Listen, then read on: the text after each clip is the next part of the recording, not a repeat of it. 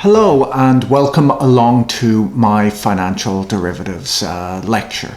So today's lecture is the first lecture that I am doing entirely remotely for the university, and the reason for this is of course the coronavirus thing that's going around, and so classes have been cancelled and we're going to do this lecture and next week's lecture in this manner.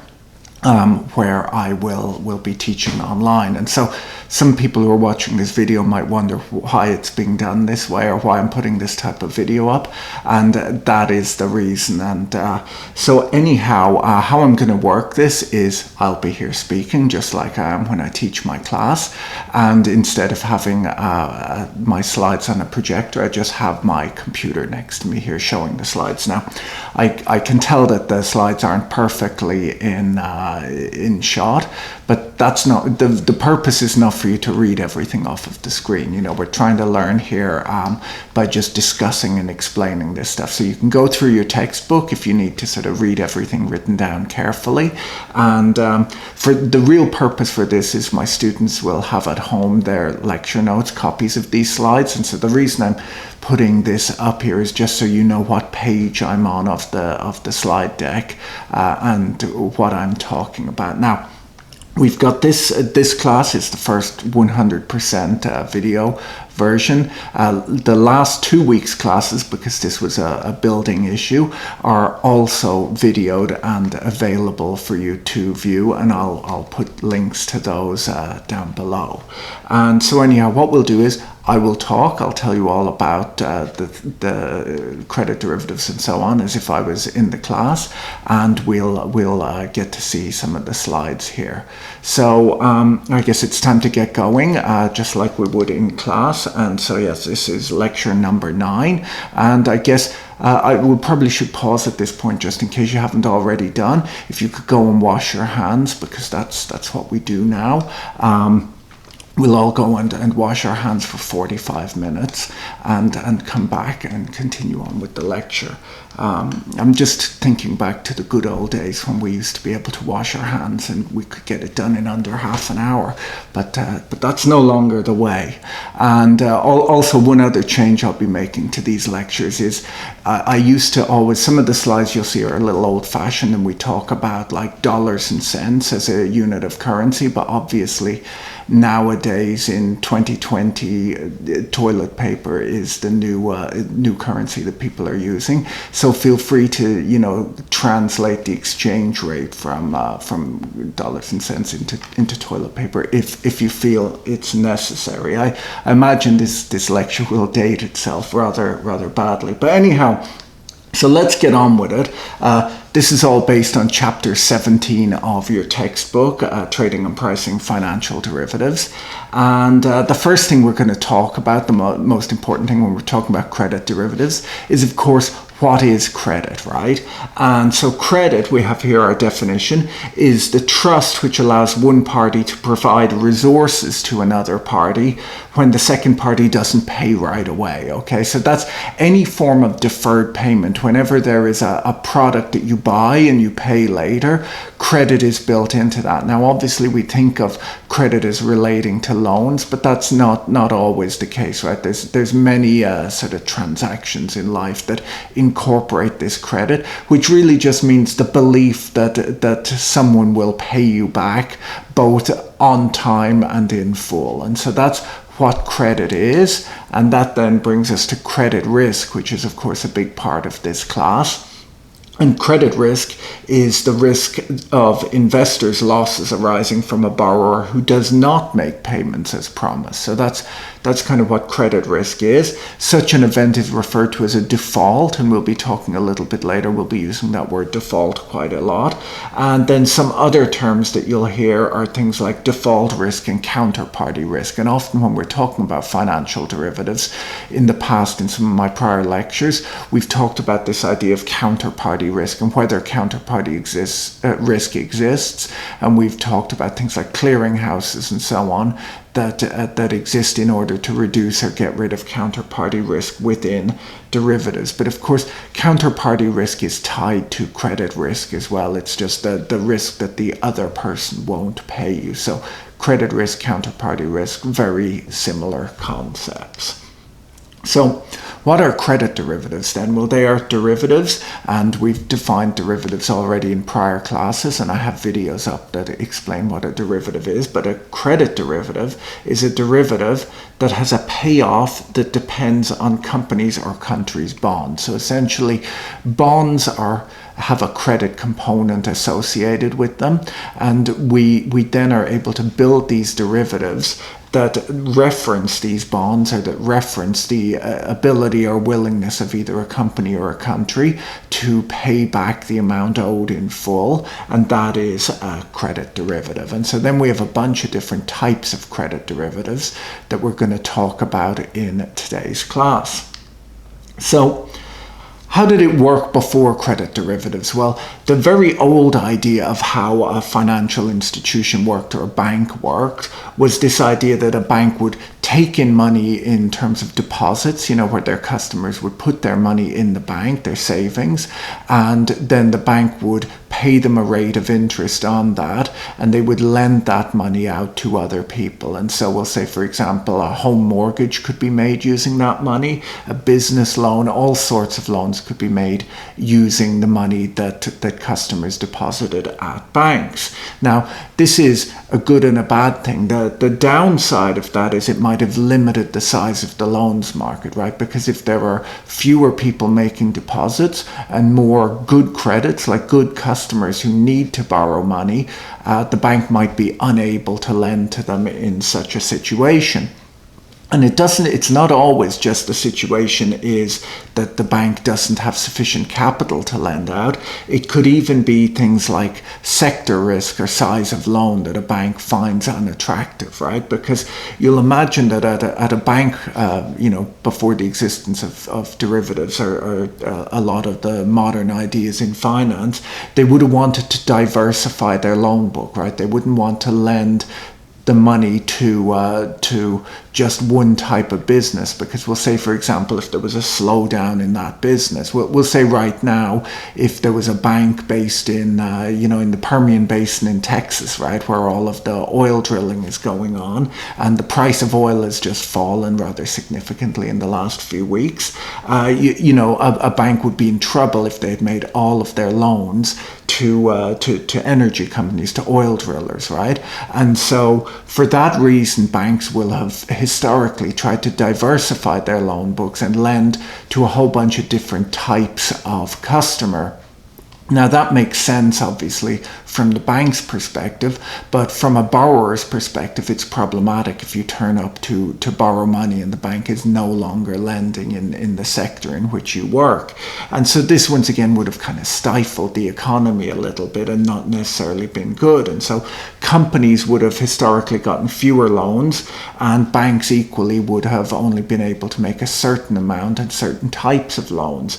And in addition to all of this, there might have been certain investors out there who would have loved to lend to these businesses or to these borrowers, but they were unable to, simply because they weren't in that community and meeting that type of customer and able to lend to them in that manner. And so that's sort of historically how banking would have worked, and there's pros and cons to that. And as we move on, we'll learn about how credit derivatives changed all of that, and there's good and bad that comes from that. There are certain things that are much better nowadays than there were in the past, but towards the end of this lecture, we're going to talk a little bit about the credit crisis of 2007-2008, and we'll see how some of these credit derivatives caused all sorts of problems. And it's actually, as I've mentioned in my prior classes, it's quite an interesting time to be teaching a derivatives class, simply because of what's going on in the markets at the moment. Almost every week I teach this class. For the last month, I've come in and discussed whether the S&P futures were limit down or not over the last few days. And to my students who are following markets, I don't know if many of you noticed, but 2 days ago, ago, well, 2 days ago, as of the date of this recording, we had the S&P 500 fell roughly 12% in a day, and that is the largest fall that has occurred in stock markets since the 1987 crash. And then I believe the next day it was up about 6%, and as at the time I'm recording this video, I think we have something like a 6.5% down move in the market right now, and who knows how things will close out today. So this is an exciting time to be involved in markets, and we'll try and talk a bit about how our derivatives are impacted today, and equally we'll talk a little bit about history, like how these things played out during the credit crisis, because these were a big deal around 12 years ago when everything was going wrong back then. So anyhow, Blythe Masters here is the woman who is credited with inventing the credit default swap, which is the main form of credit derivative. Now, there's lots of different types of credit derivatives, but the credit default swap, which is the first credit derivative that we're going to talk about in today's class, is also probably the biggest one. And so Blythe Masters, along with her team at JP Morgan, I guess around 15 years ago, no, it's longer than that, it's probably about 20 years ago, came up with the idea of these credit default swaps. And so I guess we'll quickly explain what they are. So actually we won't, we'll get to that in a moment. What we'll do is we'll talk about the implications. So once these things exist, as they do now, banks are able to spread their loan portfolios using derivatives to other investors who are seeking these risks in return. So a bank nowadays is able to make a loan, and in fact they can make any sort of a loan they want. It might be a loan that they think is a great loan and they are sure that the borrower will pay them back, and it might be a loan that they think is a really rather questionable loan, but they're able to get that risk off of their books and pass it on to another investor through the use of these credit derivatives. And so, as you can imagine, if you know much about market history, you know exactly how this did go wrong. But even if you don't know what did happen, it's probably fairly obvious to you that there is both upside and downside to that kind of idea. And this will have had huge implications in the credit markets. It entirely changed the way markets work and the way the economy works. So let's take a look at it. So what is a credit default swap is the title of our slide here. And as I mentioned, it is the most popular credit derivative. And being a derivative, it is between two counterparties. The company that it's based upon, which we call the reference entity, does not need to be involved. Okay, and so once again, with all of our derivatives that you've seen up until now, often people are confused and they think that companies issue these derivatives. Companies don't issue them. These are side bets that are issued. They're either on an exchange or they're issued by banks through over-the-counter arrangements with their trading partners. But essentially, it is just a bet on the performance of a product that exists already out there in the market. So a credit derivative or a CDS is a legal contract that provides insurance against the risk of default by a company or country on its bonds. Okay, so it's like an insurance product. It's a little bit different, but it's a lot like an insurance product. So let's see how it works. So a CDS is a financial swap agreement that the seller of the CDS will compensate the buyer in the event of a loan default or other credit event. And of course, these things are all very well specified in the contracts. The seller of the CDS, we often refer to that person as the seller of CDS protection, will compensate the buyer if a credit event occurs. So the next thing is, what's a credit event? Well, how does it work? Well, the CDS buyer makes a series of payments, which we call the CDS fee or the CDS spread, to the seller, and in exchange receives a payoff if the loan defaults, right? So how this is working, it's a bit like when you buy insurance on your home or on your car. where you make payments. So we'll say if it's a 5-year CDS, and it might involve semi-annual payments. So every 6 months, the buyer of protection pays a sum of money that we call the CDS spread to the seller of protection, or the sort of insurance company type person in this derivative.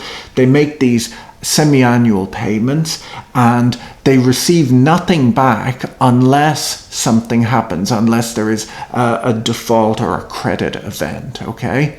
And so this is a lot like an insurance policy where you pay your insurance premiums, and we'll say if you own your car for 20 years and you never have an accident and nothing ever goes wrong, you just pay this amount of money and you get nothing in return. But should something go wrong, then you receive a large payout that relates to the value of your car. And so similarly with our CDS, you receive, if you're the buyer of protection, you pay this sum of money. As to whether it's quarterly or semi-annually, these things vary. It depends on the contract that you entered. But you make these payments, and then only if something goes wrong with the bonds that you're referencing, then you receive a payment back. Now, a very important point here is that the difference between this kind of CDS protection and the insurance policy I mentioned is, of course, that if you want to insure your car or your house, you need to have an economic interest in it. You need to own the car or the house, right? While you're able to buy CDS protection on just any bonds or any sort of credit product that's out there, okay? Now, that's quite different, and people refer to this as whether you have an insurable interest or not. And so, of course, you can probably right away see that if you were able to buy fire insurance on your neighbor's house, for example, right, you could buy insurance and receive a big payout should your neighbor's house burn down. The problem with that, the social problem associated, I'm sure an insurance company might be willing to consider, no, they probably wouldn't, but the social problem that's associated with that idea would be, of course, the risk that you would buy fire insurance on your neighbor's house and the next night you would go around and set their house on fire, right? And so there's a similar problem here in the world of CDS, and we'll get to a good example of that in a little while that explains exactly how it has gone wrong in the past and what happened. But that's what a CDS is. It's an awful lot, like I said, like an insurance product, where one person is buying insurance on a bond or on a credit risk, and the other party is selling that insurance and only makes a payout should a credit event occur. So here we have a little diagram, and we have here our buyer and our seller. So our credit default swap seller here is our guy here in the suit, and the credit default swap buyer is our other guy over here. For some reason, he seems to be dressed as a farmer. I can't fully explain that, but I didn't create this image myself. And so what's happening then is we've got in the middle here our company, which in this example is called Widgets or Us, and they are a company that, we'll say, borrows money from banks or issues bonds to finance their operations, right? That's the company. Neither of these two guys has anything to do with that company, okay? They're just using it as a reference entity. So the buyer of our CDS here is he's going to pay, he's going to make quarterly payments, it says here in this example, to the swap seller, who of course looks like he works at an insurance company. And the swap seller will take that money and only make a payout should Widgets or Us here actually default, okay? And so that is, our credit default swap is an agreement between two parties that works like a side bet on a football game or something like that. It's just a side bet. It's not issued by the company, right? Widgets or Us doesn't know about this, or at least doesn't have to know about it. They've nothing to do with this transaction. We've got these two people here who have decided to enter this economic arrangement, this derivative, which is just a legal contract that is referencing an underlying entity, which is the bonds issued by Widgets or Us. So that's a quick explanation of a CDS. Now, So the company or country that the derivative is based upon is we call it the reference entity, because we're referencing their bonds. Okay, so in a lot of our options and futures classes, we talked about the underlying.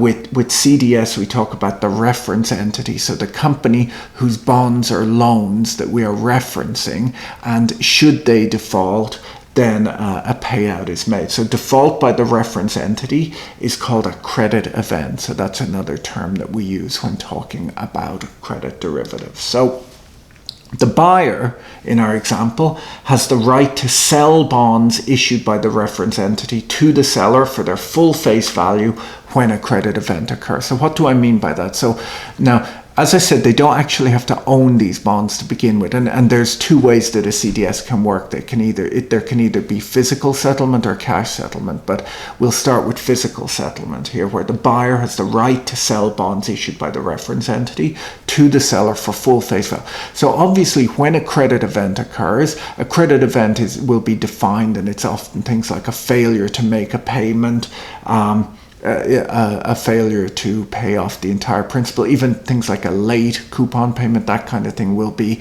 considered a credit event.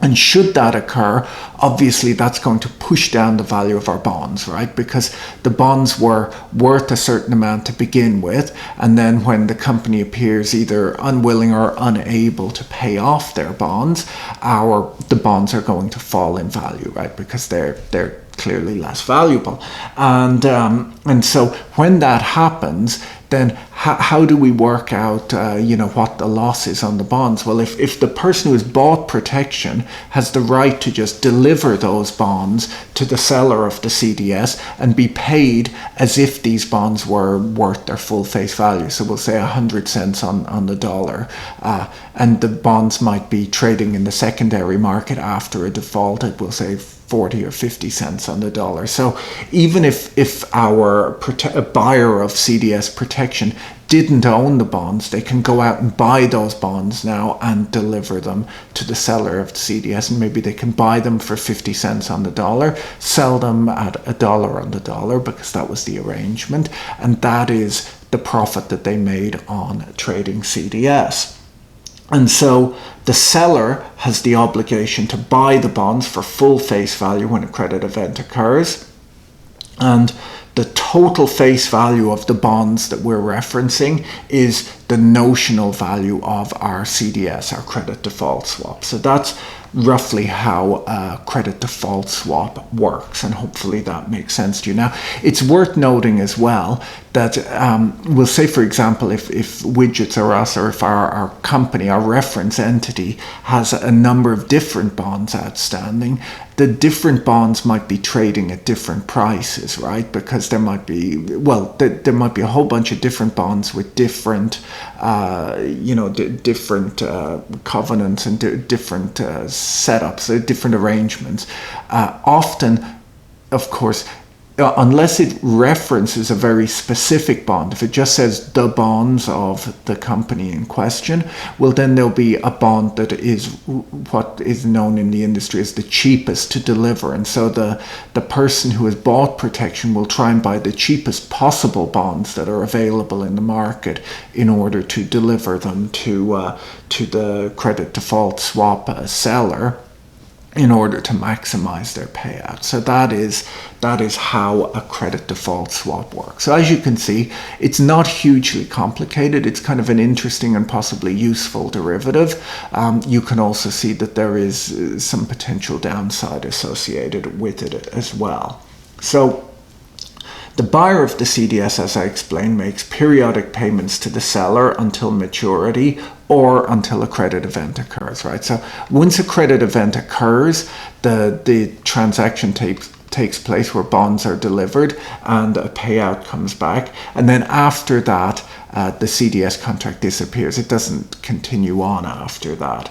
The payments are usually made quarterly or half yearly, and often how it might work is that the traders will try and match the timing of these CDS payments to the coupon payments of the bonds, because that just makes it a little bit easier. So we'll say, for example, if the company has a lot of bonds outstanding with quarterly coupon payments, it might make sense to have quarterly payments on the CDS that to coincide with the payments on the bond. Now, the settlement might involve physical delivery of the bonds or a cash settlement. So CDS can either be a cash settled or physically settled, a lot like many of the other derivatives that we've spoken about in the past. So here's our payout diagram, right? Because this is a swap, and I think, was it last week? No, it's the week before last I did the first class where we talked about what swaps are. So if you remember from that class, we had this sort of payout diagram of swaps. And so we've got here the buyer of CDS and the seller of CDS. And so the buyer of the CDS, as you can see here, is making payments. In our example here, it's 300 basis points per year. And the CDS seller is making a payment, but only if there is a default by the reference entity. Hopefully that makes sense to you. So there's definitely a payment going in this direction, and there is only a payment coming in this direction should a default occur. All right. So what have we got now? So CDS and the secondary market. So CDS obviously exists, like you can negotiate a CDS and buy or sell that CDS, but they also trade in the secondary market, right? So once a CDS is in existence, you can possibly sell it on to another person who wants it, right? So we'll say if a lot of the CDS that exist have about a 5-year expiration, right? So you might buy a 5-year CDS, and you might, after a year, feel that you no longer want that, and so you can either possibly sell it back to the person you bought it to or sell it to another party. And so that's the way they work. Now let's also one other thing that I should clarify, I missed out on it earlier, is the idea that we said that the bonds will be worth less if a credit event occurs, right? And the payout relates to buying those bonds in the secondary market and selling them should this credit event occur. Now, what else might happen? Well, let's think about it. The credit spread on a company won't just gap to, we'll say, for example, if the bonds are a little bit ropey, like things aren't going that well for the company, the bonds might, even though they originally were issued at 100 cents on the dollar, they don't just wait until default and then they're worth 40 or 50 cents on the dollar. As things are getting bad, like just as the company is having, we'll say, bad earnings, or as the industry in question is not doing well, people will look at those bonds and say that they are riskier, right? And once those bonds are riskier, the credit spread will widen. Now, what's a credit spread? We talked about it, I think, back 2 weeks ago in a prior lecture.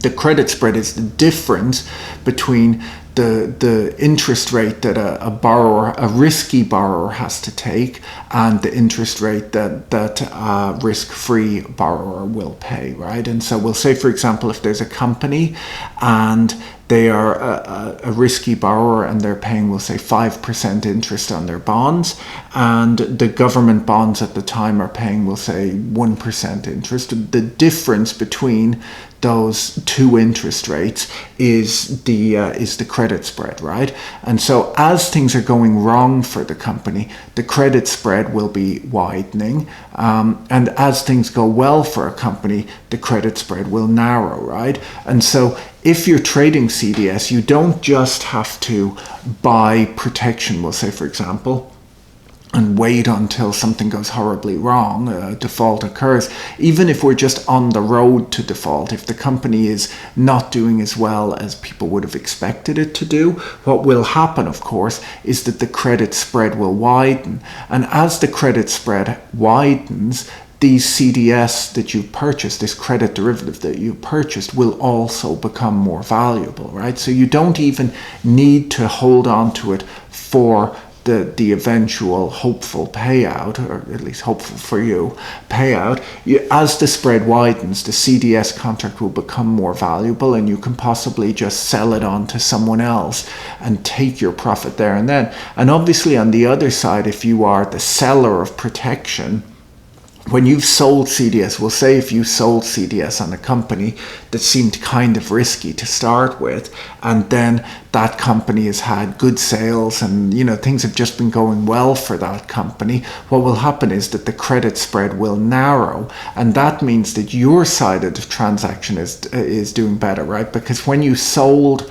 the CDS, you got paid a certain amount of money that related to the company being fairly risky, and now that the company is less risky, those CDS will have the value will have changed, and it will be to your benefit. So you don't even have to then wait until the end. You can maybe just get out of that transaction now and take your profit. So there is a secondary market in CDS. So not only are they, we'll say you can enter into a 5-year transaction, but you can also then, a year into that 5-year transaction, for example, if you decide that it's either moved enough in your favor to make you a good enough profit, you can exit at a profit. If it's moved against you and you've made a loss, you can maybe even just get out and choke down that loss and move on to a new trade. So that is how CDS works and how the secondary market in CDS works. So how else does it work? Well, CDS market makers stand ready to buy or sell CDS protection, right? So a lot of the banks that are involved in this business, if you call them up and ask for a quote on CDS, they'll give you two prices. They'll give you the price that they'll sell CDS to you at, and the price that they'll buy at. So sell protection or buy protection, and they'll give you those two prices, and the difference between those prices is of course the profit for the bank, because they'll try and trade at one price with buyers, another price with sellers, and capture this difference as a profit, and also to compensate them. It's a combination of profit and compensation for the risk they're taking, because of course being in this business does have risks.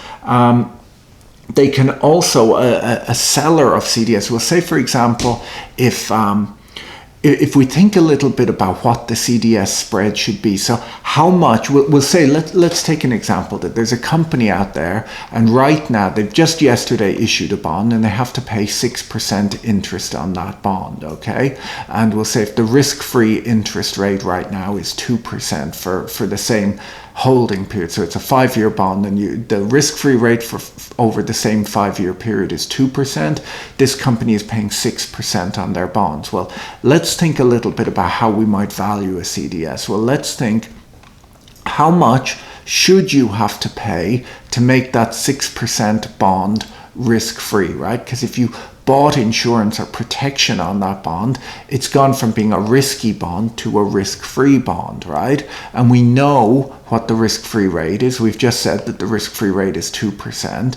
And so you should have to pay, in terms of a CDS spread, you should have to pay 4% a year in order to take these 6% bonds and make them risk-free, because the difference between 6% and 2% is 4%, right? And if the price was much different from that, and we'll get on in a while and we'll explain why there can be some differences from that price, and there are reasons for that, but if it was hugely different from that price, an arbitrage opportunity would exist, right? Because you could just go out there and buy, we'll say, for example, if it costs 3%, you could go out there, buy a whole bunch of these 6% bonds. You'll be receiving 6% a year in interest on these bonds, and then you insure them, we'll say, for 3% per year that you're paying out, and what you actually then have is a risk-free bond that is paying you 3% a year. And so that is an arbitrage opportunity, and people might want to get into that. So that also then tells you how you hedge a CDS, right? So if you wanted to hedge a CDS, you could, there's a few ways. If you sold or bought CDS protection and wanted to hedge that risk exposure, one approach would be just to enter into an offsetting transaction. So sell or buy the opposite position. The other approach would be to hedge using the bonds. So you could hedge your exposure by trading in the underlying bonds and the risk-free security. And if you did that, you'd be offsetting the exact risk that you're exposed to in trading the CDS. So if you had sold protection, you are, as a seller of protection, you're exposed to the credit risk of the company, and so you would want to hedge that by selling short the bonds, the risky bonds, and buying the risk-free security. And if you're the other way around, you'd want to do the opposite of that transaction. Now, most CDS contracts are 5-year bonds. That's just or they're 5-year contracts, and that's just the way they work. Now, of course, these are over-the-counter products, and so you can negotiate different deals, but the fact remains that really what's liquid is a 5-year CDS. And so if you're trying to enter into a new contract, you'll usually find yourself trading the 5-year CDS. Now, I would argue that that's not, there are certain things about CDS contracts that, in my opinion, make them not great derivatives, and this is one of them. If you look at the way the futures market is organized, where there's a whole bunch of different futures contracts that expire at different points in time, that seems more efficient than it always being this sort of 5-year contract, because essentially if you enter into one of these, if you bought protection and then 6 months later you decided you want to enter an opposite position, you could go back to the person that you bought the protection from and try and get them to negotiate out of that transaction. But you might often just find yourself selling protection on the same bonds again, and so you've kind of got a 4.5-year CDS remaining, and you might find yourself hedging it with a 5-year product. And that'll largely work as a hedge for the next 4.5 years, but then there's a 6-month period at the end that you're exposed to risk in, and that's not great. Like, that's not a really good design of a derivative, in my opinion.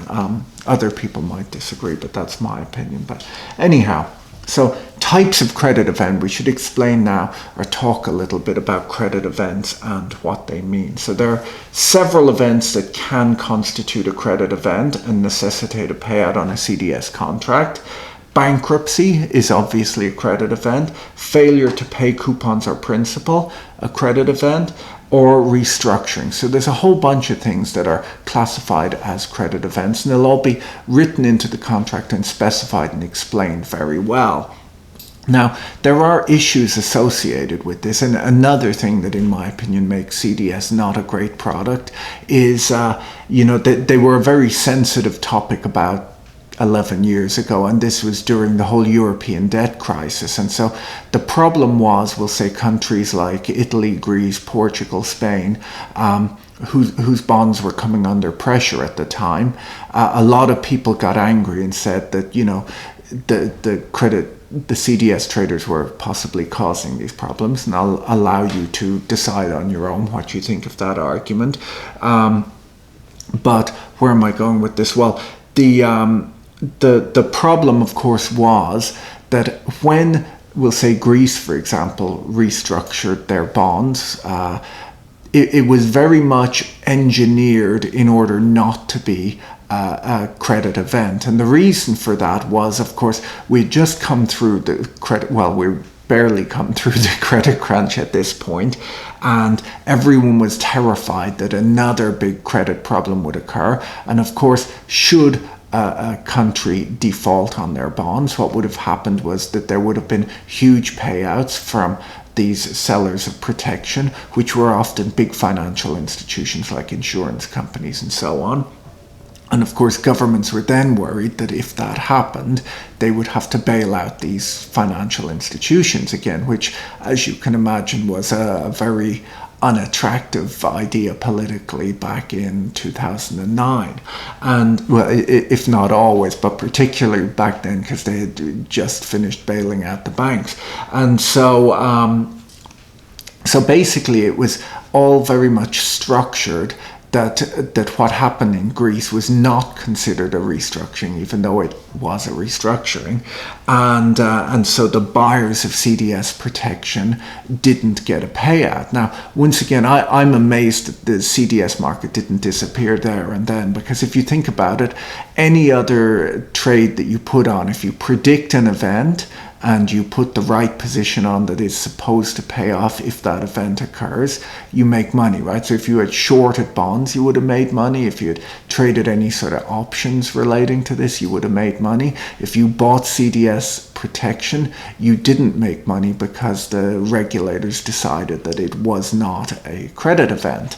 And it would seem to me that really changed the nature of the market, because suddenly there was this sort of too big to fail thing in there, and in a funny way it almost possibly encouraged people to feel good about selling this kind of protection, because you get to receive a payment, and then should default occur, they'll all pretend it's not really a default, or maybe a bailout might occur or whatever else, and no payment occurs. So this, I would argue, is a huge flaw in CDS as a derivative, in that you might correctly predict everything that happens, but because of the political or legal implications around it, or the bailout implications, or however you might describe that, you might have predicted everything and still not made money off of it. And to me, I wouldn't want to be a trader in a market like that. It doesn't make a ton of sense. But anyhow, CDS, there we are. So anyhow, the CDS spread then refers to the price paid annually for protection on the bonds, right? So when we talk about the spread on the CDS, it's how much you pay per year to buy protection on the bonds, to take your risky bond and turn it into a risk-free security, because that's what it is once you've bought insurance on it, right? And so this can be compared, and I've sort of mentioned this already, you can compare the CDS spread to the spread over LIBOR that the underlying reference entity bonds trade at. Now, I'm talking about the spread over LIBOR.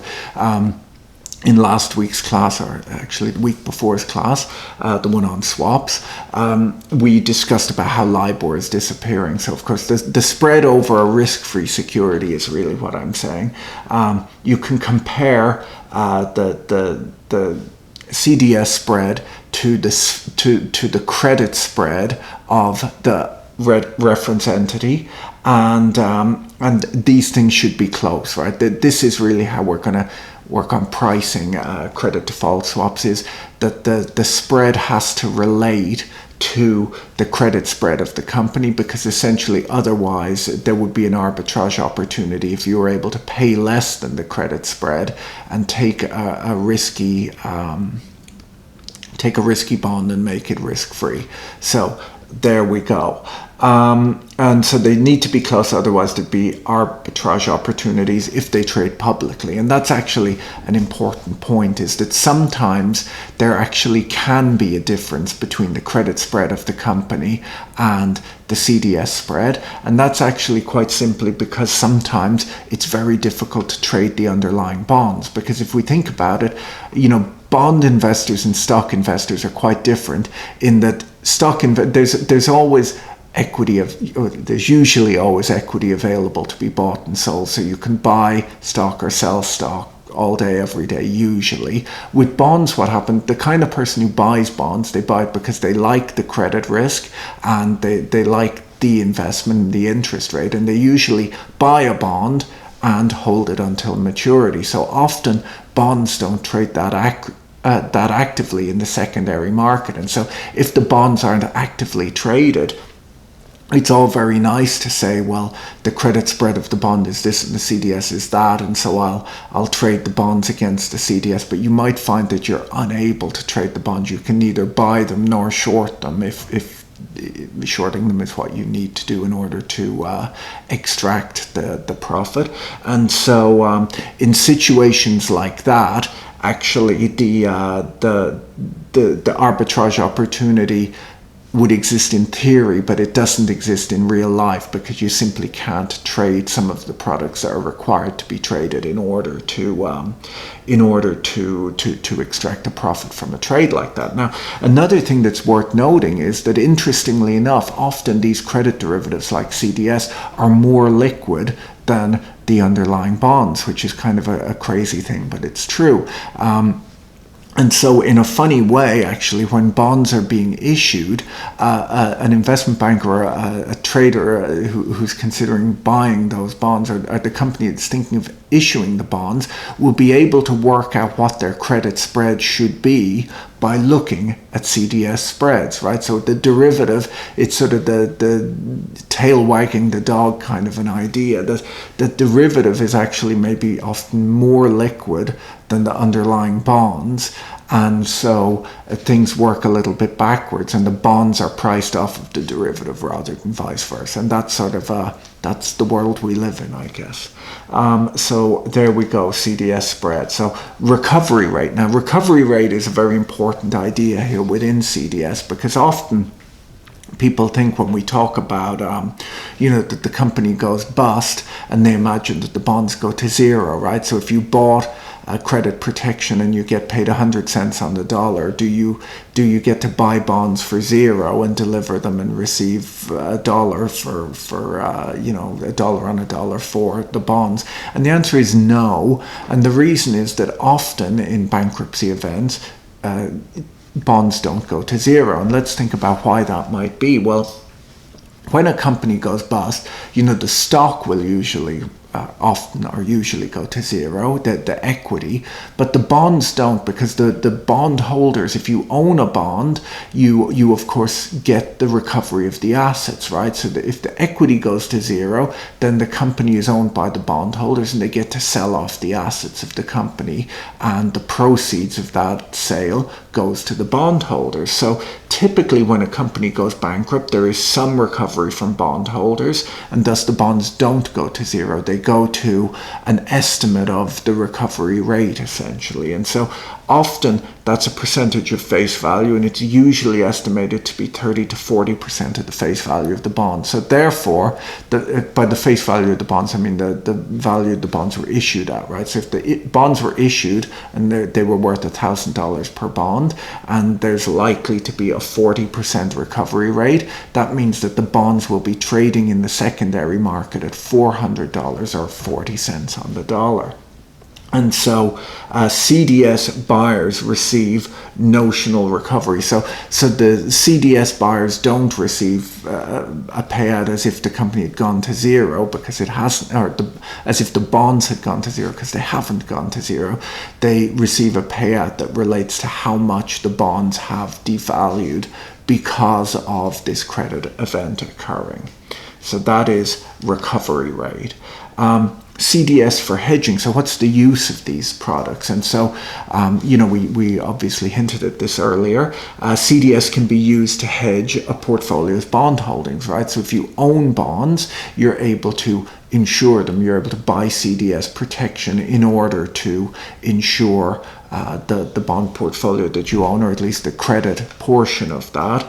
So if you are long bonds, you can buy CDS. By long, I mean you own bonds. If you own bonds, you can buy CDS protection. Thus, if a bond was paying 7% a year in interest and the CDS costs 200 basis points, you're left with a riskless bond yielding 5% per year. Okay, so that's one use of the bond of CDS, is to insure a bond, and we've explained earlier and right now that the CDS spread relates to the difference between the risk-free rate and the coupon or the credit spread on the company. So what else could we do with these? Well, here's a little interesting idea.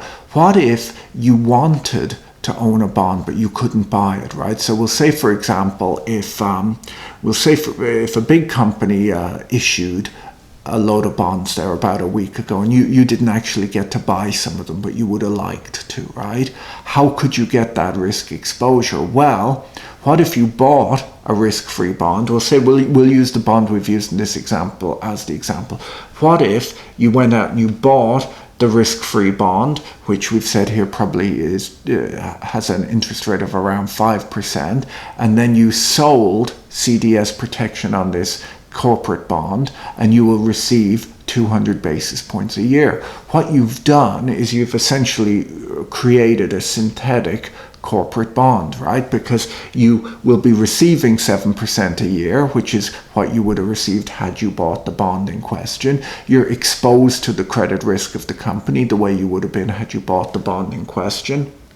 And the only real difference here is that instead of owning the actual bond, you have this, part of the payment is coming in the form of the risk-free rate, and the other part of the payment is coming in terms of CDS premium that you are being paid by a buyer of protection, right? So actually selling CDS relates a little bit or is similar to having a portfolio of bonds, but just the credit part of the bond, not the risk-free rate part of the bond, okay? So that is CDS for hedging. So there's a few things we're able to do with CDS that allow us kind of economic exposures that were not available before these derivatives existed. Okay, so what is next then? CDS arbitrage. So CDS arbitrage is a trading strategy. It's actually when I did my master's degree many years ago, I did a project on the topic of CDS arbitrage because CDS were kind of a new financial derivative at the time, and I wanted to learn about them, and a good way to learn about a new derivative is to do a study based upon it. And so that's what I did. And so I looked at whether there were arbitrage opportunities, whether you could either buy or sell CDS and make a better return by trading these, at the time, new financial derivatives compared to just trading the underlying credit. What did I find? Interestingly enough, I did find at the time, this was in 2005, I did find profitable opportunities in the historic data, but there were a few things. There was a profit that kind of quickly disappeared, and that's often what you'll find. Like if you're a trader and you're looking for arbitrage opportunities, often if there is a new product out there, you might find arbitrage opportunities where people don't yet fully understand the new derivative that exists. But then what you'll find is that once there is a profit to be made, people go looking for that profit, and eventually it disappears because more and more people just want to get involved and want to make that risk-free or at least low-risk profit. And so that's really what I found, was that essentially there were profits available, but that they weren't so good even by 2005. I think there was still a small profit in there.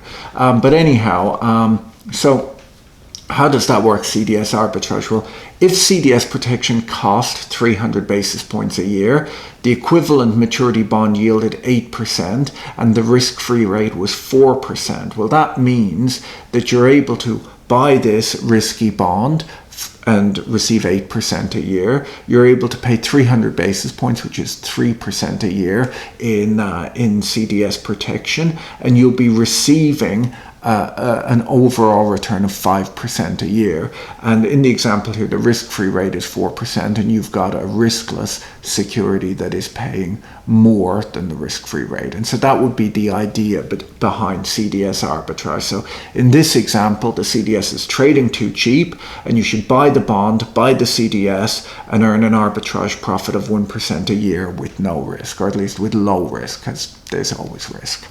Anyhow, what else have we got here? So CDS indices. So we've talked in prior class when we talked about options, we talked about how there were options on indices. There's also CDS indices. And so these are indexes that were created to track CDS spread movements. And when I was, I was a trader at a big bank during the credit crunch, and it was a rather entertaining thing in that everyone's Bloomberg screen at the time always had, these two spreads. In the USA, it's called the CDX was the big interest, and in Europe, the iTrax was the big index. And I remember at the time there was a colleague of mine who would go around the floor and kind of act like he didn't know, like sort of ask an equity trader, do you know what what the ticker symbol is for the iTraxx? And of course, they'd instantly know it, even though a week earlier they had never heard of the iTraxx. But anyhow, these indexes were of great interest to people, 12 years ago. Less so today if they don't trade credit. But anyhow, CDS valuations. So a key feature of CDS valuations are the probabilities of default, right? Because, that should make obvious sense. A key feature of the valuation of something that pays off when a default occurs is the probability of default. And so these can be backed out of market prices, and they're called the implied probabilities of default. So you can look in your textbook and see how that works. But basically, you can essentially back out the probability of default from the CDS price, right? Because it's essentially telling you the probability of you receiving a payout on this derivative. CDS market growth. Well, this was a rapidly growing market since the 1990s when they first came apart. They were viewed as, and they are important tools for managing risk, right? Like if you're a hedger, these are quite useful tools, right? They allow you to hedge your credit risk. They have come under regulatory scrutiny. Without a doubt, they've come under this. Not a big deal at the moment. Actually, what's interesting is because I am shooting this video in the whole coronavirus environment, and markets are in meltdown at the moment. It'll be interesting to see what even happens in credit markets we've had oil price fall off, and we've had coronavirus, which means there's a lot of people not shopping, not going to work. There's a lot of economic difficulty occurring right now, and we're kind of, how long are we into this? It's maybe a month or so. I'm shooting this video on, the 18th of March, 2020. And so we'll have to see kind of what comes out of this in markets. But as you can imagine, there's probably quite a step up in credit risk. Where was I though? They've come under regulatory scrutiny because banks and insurance had excessively large CDS positions that went sour in the financial crisis of 07 and 08. So essentially, this was a big product. For a while within some of these financial institutions, they almost thought of it as risk-free money. And, actually today's class on credit derivatives in general, you can't imagine how hot credit derivatives were back in 2005, 2006, 2007. This was the hottest thing. And I'm teaching this class in 2020, and we're just doing one class where we kind of run through a whole bunch of credit derivatives. If I was teaching this class 15 years ago, probably half of the class would have been on credit derivatives because they were so important, and they were big profit centers for investment banks, for hedge funds, for a lot of people back then. And that has all changed. So after the credit crunch, a lot of these positions went sour. There were a lot of kind of people like insurance companies and things like that were selling CDS protection, and they turned out to not necessarily, they pretty much went bust due to this and other risks that they were taking. That was a big issue. They've come under a lot of regulatory scrutiny. They'll continue to. There's an example I'm coming to in a few minutes, where we'll see a scandal from, I think it was around 2017, 2018 in these products. And, there's still probably a lot of ironing out to be done with these derivatives. I imagine this is a video that won't age well, because things will probably have changed a lot in 5-10 years time with regard to these products. But CDS, for example, counterparty risk on CDS, and in particular when you go back to the credit crunch, CDS offer these huge potential payouts, right? If you're a buyer of protection, you could essentially be paying a small amount, maybe a couple of hundred basis, a small amount of money, and receive a windfall if something went wrong. And so we'll say, for example, if something went wrong quickly as well, I mean, you'd receive the payment very quickly. So there are examples of someone, maybe only spending $100,000 on premium and gaining, we'll say, $10 million once a default occurs. And so because of that, because of the fact that you're paying a small amount of money to someone who potentially has to pay you a lot of money if things go wrong, you obviously care about whether the person who has sold you this credit derivative is actually capable of paying you, because there's actually, it's sort of an interesting idea that there's credit risk within these products that are supposed to be hedging credit risk. So buyers of protection do worry about counterparty risk, and quite rightly so. Regulatory pressures increased to trade CDS in a more transparent manner. We talk about this a little bit in the book. At the time that we wrote the book, about a year ago, at least the revised edition of the book, a lot of this had changed. And so there's much more of a push with this and with a lot of derivatives to move them onto exchanges, to move towards clearinghouses and so on. And if you don't know what a clearinghouse is, I do have a video that explains what a clearinghouse is, and you can see how it might be attractive to have these as listed and cleared derivatives rather than over-the-counter derivatives. Because, for example, you could have bought CDS protection on Bear Stearns from Lehman Brothers. In fact, actually, one of the funny stories from the credit crunch was I remember at the time, when Lehman Brothers went bust, they obviously rented a huge building in Canary Wharf in London. And I remember it was in the newspaper the day after Lehman Brothers went bankrupt that the landlord obviously wasn't going to receive any further rent, but they said that they weren't too upset, they weren't too worried about it, because they had insured the risk that Lehman Brothers wouldn't have been able to pay the rent. But the bad part of the story was they had bought that insurance policy from AIG. And of course, as soon as Lehman Brothers went bust, AIG was on the rock. So, yes, they had insured their risk, but they had insured it with an insurance company that at the time did not look like it would survive another weekend. So anyhow, there is this push, and this is happening. So a lot of the derivatives that we have that are over the counter and that have counterparty risks, over the years they've been moving, and so a lot of these products are now cleared products, which takes away a lot of this counterparty risk. And of course this is sensible and useful within the markets. The market for CDS flourished during the last credit boom, and by that I mean pre-credit crunch, with gross notional outstanding reaching a peak of 33 trillion. So these were very big products back. That was probably in around 2007.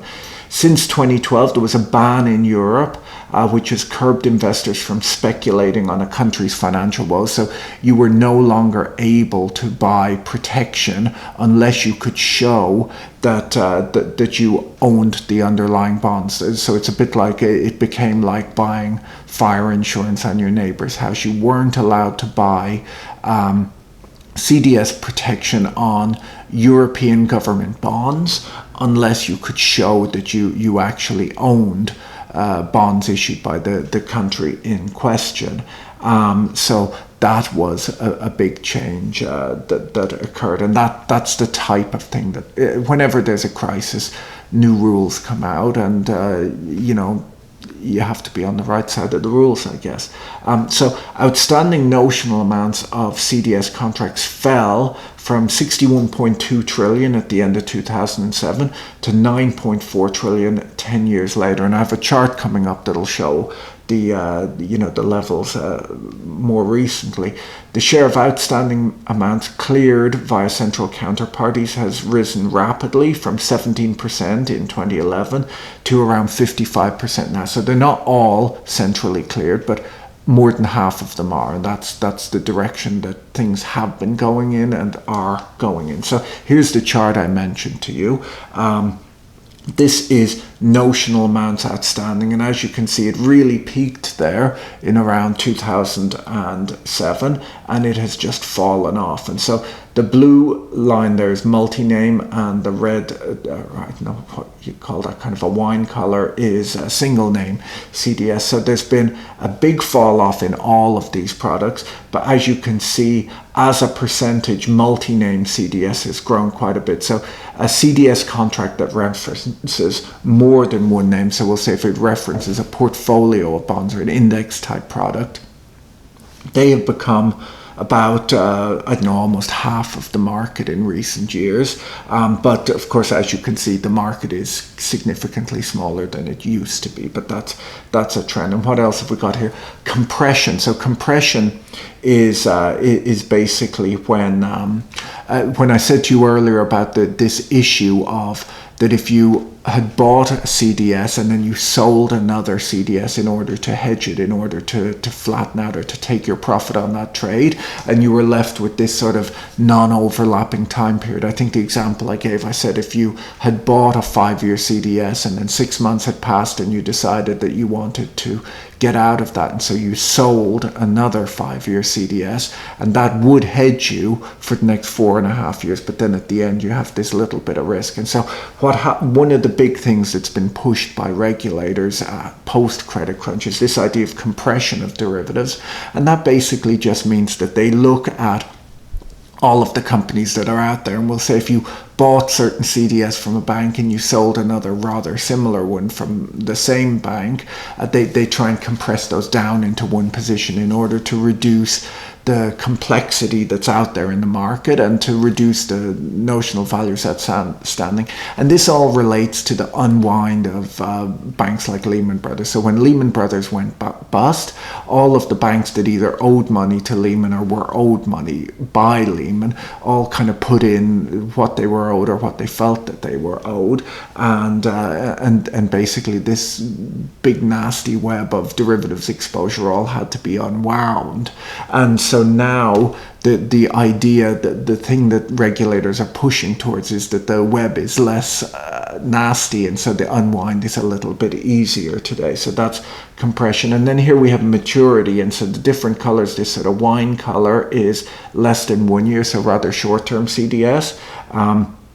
Blue line is 1 to 5 year CDS, which as you can see is the majority of the market, and the yellow line is greater than 5 years. So as you can see, there's been a growth in shorter term CDS and a definite reduction in longer term CDS, in CDS that has expirations longer than 5 years. So that's sort of a market update. Now this chart is from the Bank for International Settlements, and you can get lots of information on derivatives from the Bank for International Settlements, but they don't update it that quickly. So you always, at least as a time of making this video, I think I downloaded this chart about a week ago, but it's got data up until the end of 2017. So hopefully shortly more data will come out, and if you Google it, you might be able to find a more up-to-date version of this chart. Anyhow, listed cleared CDS market, which of course I just mentioned is the goal of regulators. So many traders didn't favor this idea of moving to electronic trading and listed and cleared CDS, and that was just because it was more transparency. And often it's one of those things where if you're a banker within that business, it's often attractive to you that the market be sort of difficult and opaque, because it makes it less competitive and, you know, then maybe more profitable for you. So you know, this move towards listed and cleared CDS is better for investors, worse for market makers. So you can imagine when people are pushing back and forth on how the regulation should go, different people have different opinions of this. What else have we got? The implications of CDS. So this slide is a big slide. This is an important idea.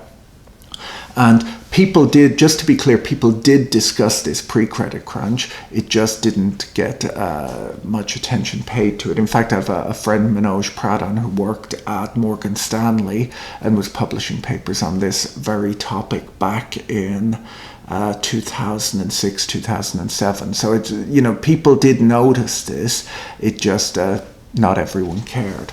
So if we think about the way things used to work, and we've kind of hinted at this already, that banks used to do all of this due diligence before they made loans. And there was a guy I worked with who had kind of at the time told this story, which was kind of an entertaining story, of his father, I think back in the 1960s, going to the local bank manager because he wanted to buy a little two-seater sports car, an MG. And he went to the bank manager and he said, business has been going well for me. I've got some savings. I'd like to buy a little sports car. It would be fun.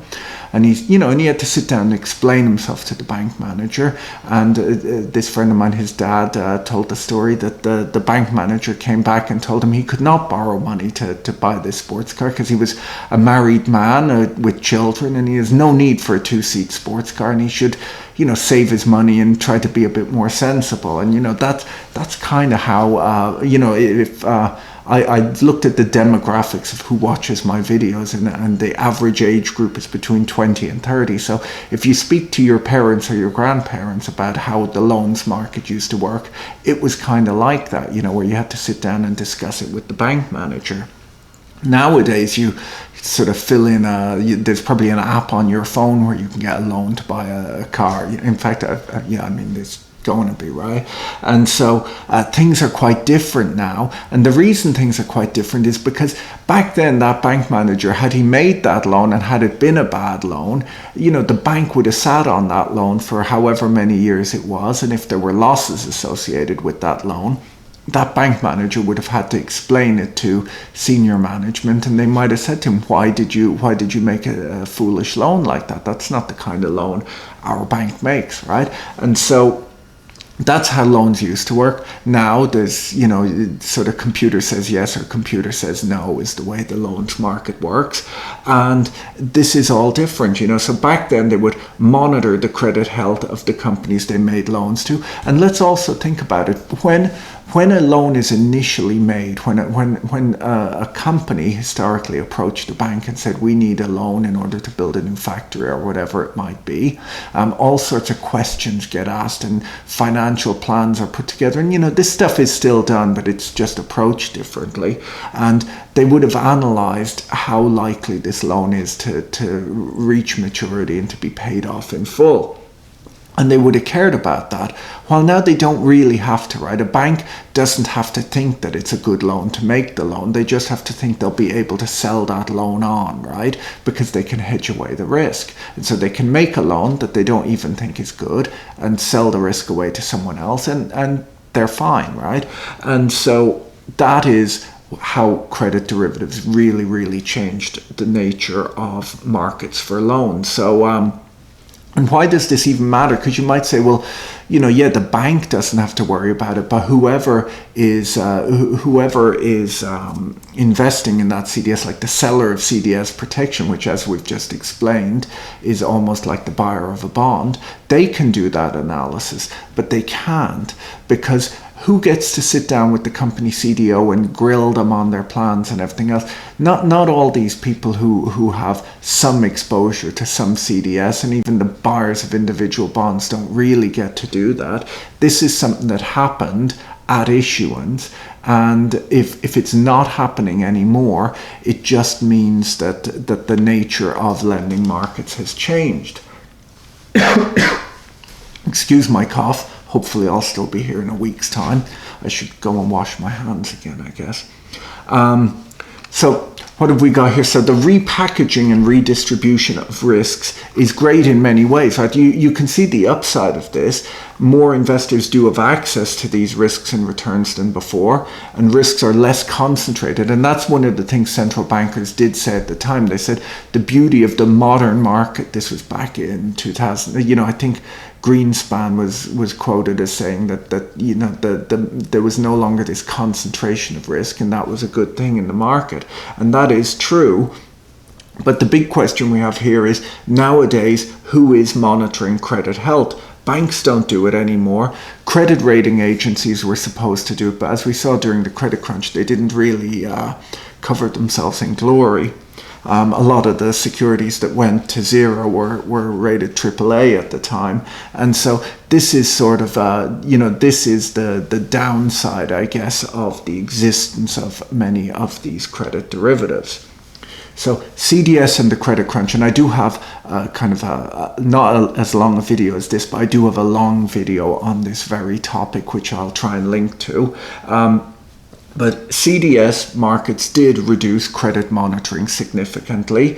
Monitoring has costs, right? Like in order for, we'll give the example of the friend of mine's dad, car loan, you know, it costs money to have a guy sit down and speak to a customer about every single loan and all of this stuff. And nowadays they can just look up your credit rating on a computer system and either make the loan or not make the loan. There are costs associated with this. Small investors, you know, the people trading these credit derivatives can't be expected to do that. They also, as I said, don't even have the reach to do that. They can't ask the questions. And so when lenders were able to get rid of these costs, right, they could lay off the bank manager who used to ask all of these questions, and they could just look up a credit rating.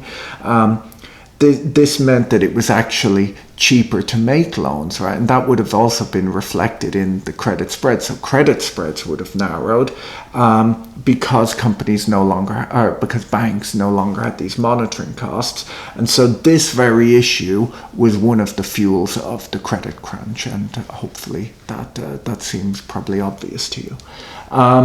Okay. So this is the example I talked about. Now, obviously, if you're just watching this video, you can't read any of this. Oops, I bumped into my computer. Can't read any of this text. But this is the story. This is an article from Bloomberg from the 15th of November 2017.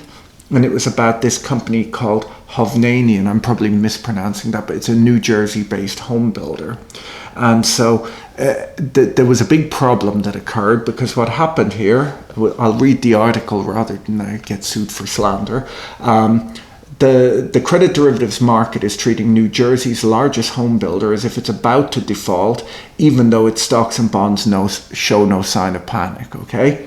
Now, why would that happen? Well, what happened is that one company was suing another because what was happening was that that a company, I believe they're called GSO Capital Partners, which is a part of Blackstone, the big asset management company, were alleged to be asking Hovnanian to be late on a coupon payment on their bonds. And they said that they would, or they are alleged to have said that they would give them a cheaper loan if they were late in the payment of the coupon on one of their bonds. Now you might think, well, why would they do that? Well, of course they had they bought a lot of CDS protection, right? So if they bought a lot of CDS protection, that means that they were essentially engineering they were alleged to be attempting to engineer a default where no default was actually occurring, in order to receive a big payout within GSO Capital Partners. And if they were able to do that, they would then also be willing to give a cheaper than market loan to this New Jersey-based home builder. So that was the story in November 2017. And because I teach this class every year, I update the slides. And so I looked a year later in 2018. We have this headline here, GSO's Goodman backs closing CDS loophole, that's big of him, that his firm mastered. Well, let's see what happened. Now even Bennett Goodman, head of GSO Capital Partners, part of Blackstone, says that it might be time to change the rules. It might be time to change the rules that are allowing his firm to profit on credit default swaps by manufacturing a default by a New Jersey home builder. So, you know, a year later, a lot of bad press, and they decided that maybe it might be reasonable not to do, maybe this is unethical, they thought. Or, well, did they think unethical? Well, let's see what the Financial Times had to say. A manufactured default of a US home builder that caused uproar in the credit derivatives markets has been called off. So they decided to call this off after Blackstone-backed hedge fund GSO and Solus Asset Management settled a legal dispute over the trade. GSO had agreed to refinance, and it explains what happened. It was challenged in a lawsuit, and it all wound up. So that's kind of how that worked out. It's an interesting story, and if you're interested, do Google it. You can read all up on it. that's a problem that came about by credit CDS. Now, I have here break time because I usually teach this class live and I take a break. I'll pause the video, have a glass of water, and I'll be back in a second. See you then. Okay guys, welcome back. I've had a break. I hope you did too.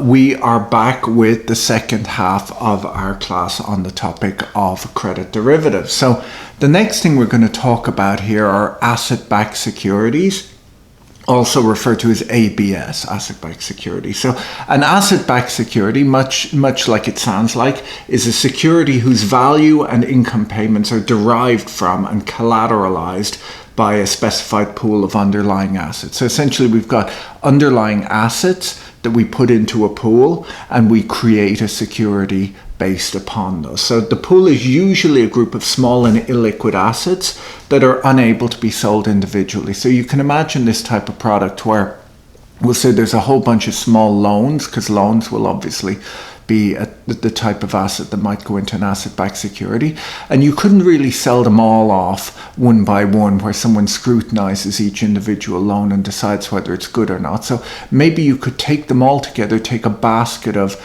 equally attractive or unattractive, it depends on what you want to do, loans. You put them all into a portfolio and you then say, well, we're going to sell this on to investors and they will put their money in.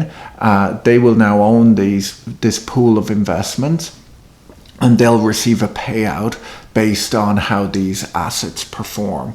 And so the pooling the assets into financial instruments allows them to be sold. So you can imagine this sort of thing. We'll say if there's a whole bunch of small loans, we put them in this pool, we can then create kind of a big pool of these things, and you can then you don't sell it necessarily all as one pool. You might then have 100 investors who all buy, or way more, who all invest some money and buy shares in this pool of securities. And so that is what an asset-backed security is, and I hope that makes sense to you. So what are the underlying assets? So the pool of underlying assets can include things like credit card payments, auto loans, mortgage loans, even things like aircraft leases, royalty payments, movie revenues, all sorts of things. So basically anything that has a cash flow associated with it, anything that looks, I guess, a little bit loan-like, or something that pays off in the future.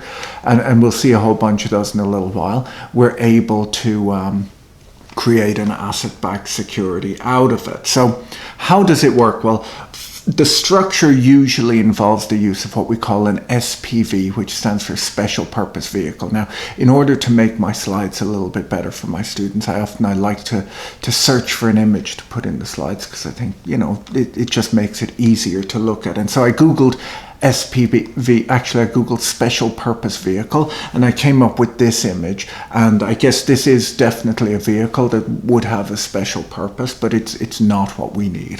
What we're talking about when we're talking about a special purpose vehicle is a company structure, right? So here on this slide, we have a company structure, and in here in the middle is what we call the special purpose vehicle. So these are just all different companies or different entities involved in this business. So let's talk our way through this slide. So we've got here the finance company and the finance company's customers. So we'll say, for example, if the finance company is an auto manufacturer and they build special purpose vehicles like this one. So that's their business. They build these types of vehicles and they sell them to their customers. Now, the customers don't always buy the special purpose vehicle with cash.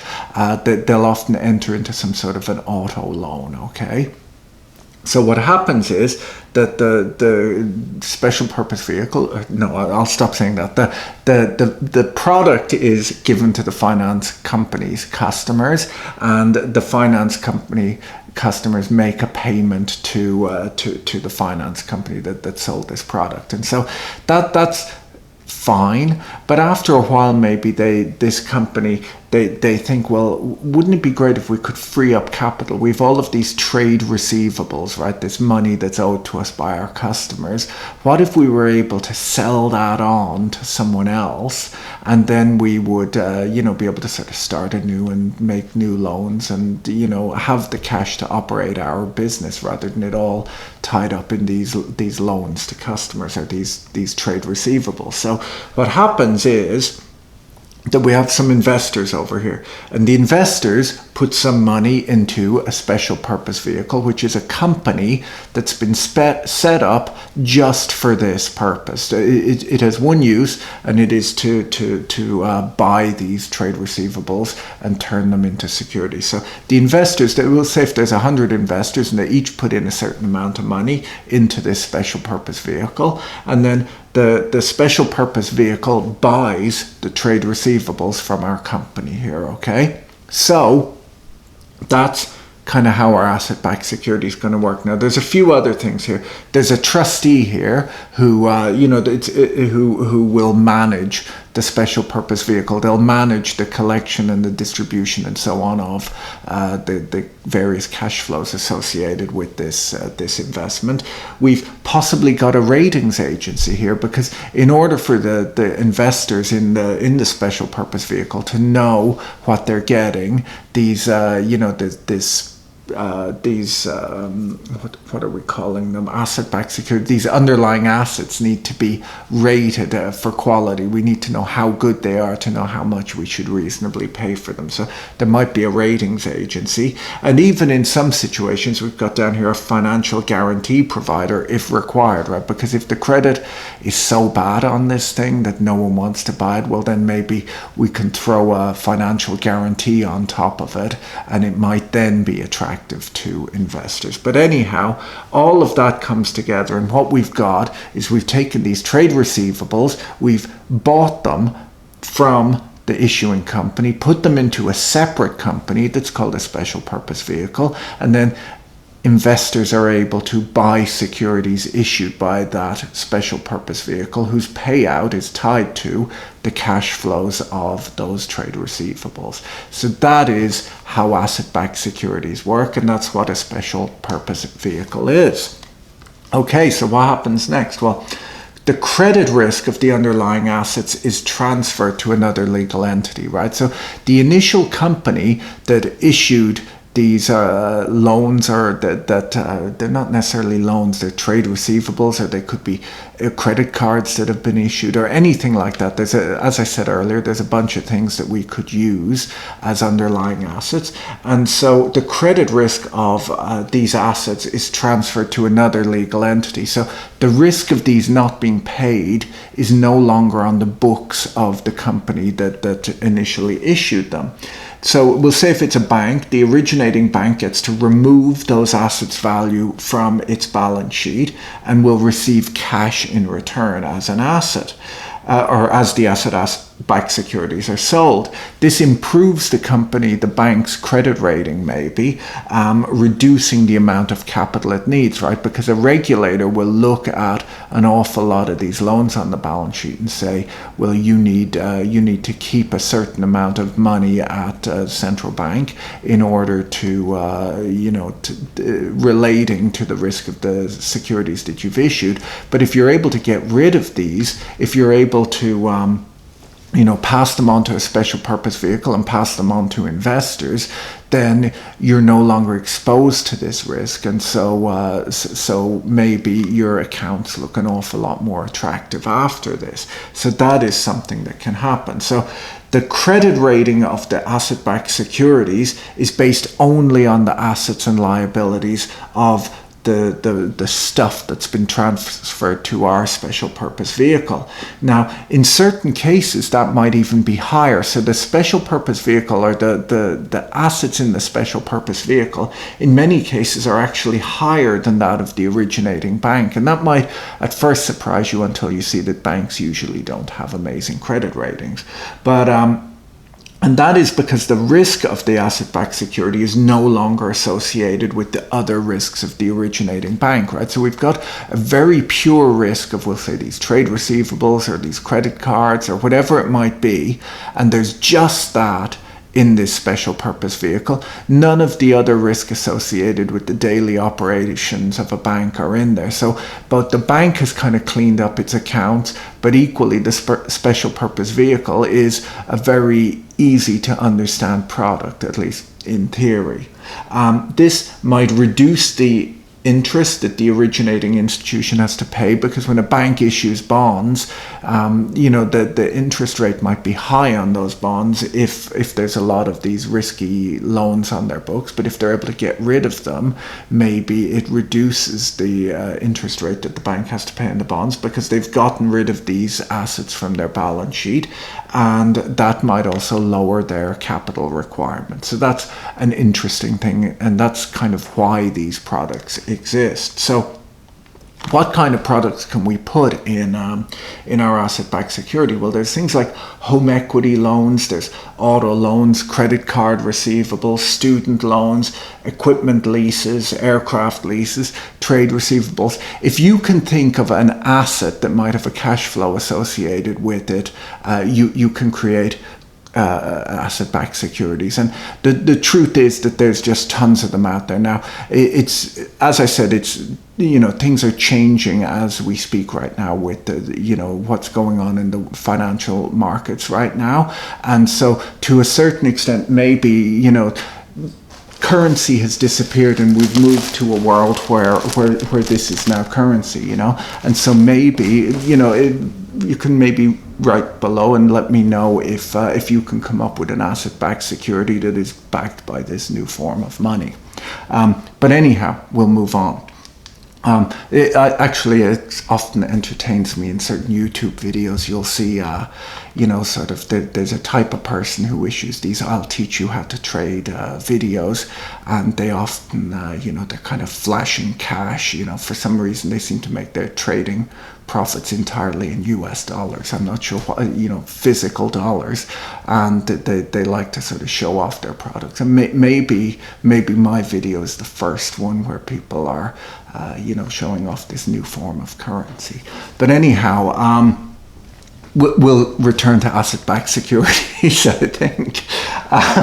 So anyhow, credit card receivables. We'll talk a bit about credit card receivables because they're a big part of the asset-backed securities world. So credit card receivables have been a benchmark for the ABS market since they were first introduced in 1987. And credit card holders can borrow funds on a revolving basis up to an assigned credit limit, right? So credit card receivables are actually kind of quite an interesting area of the fixed income markets, because if you think about it, when someone gets a credit card, when a bank or a financial institution issues a credit card to a customer, what happens is that it's not a loan right away, it's the right to borrow money. And then as to when it gets paid back, that's not so obvious either, right? Because you can borrow up to a certain limit, obviously, on your credit card, and then you have to pay it off, but you don't have to pay the full amount off. There's usually a minimum payment of some sort. So a borrower can pay some amount of principal and payment and interest down, but in truth, a credit card loan, it can be, there'll be a mix of them in there. If you had a pool of credit card receivables, there'll be some customers in there who always just pay off their credit card at the end of every month and never let a balance run, and therefore there's never any sort of interest. That's actually, within this context, sort of a bad thing to have in the pool, because there's no money to be made from people like that. And then there's other people, and they might instantly, we'll say, transfer a balance straight onto that credit card and then pay some, tiny amount of money every month in order just to keep their credit rating good, but never, it could be a loan that might never be paid down. And so because principal repayment is not scheduled, right? Like there's no requirement to actually ever really pay it down. You just have to make this minimum payment. Credit card debt doesn't have an actual maturity, right? So this is a difficult product, a price, and it is considered a non-amortizing loan. This is quite an unusual and interesting type of loan, and obviously in various economic environments, these things will do well and they'll do horribly.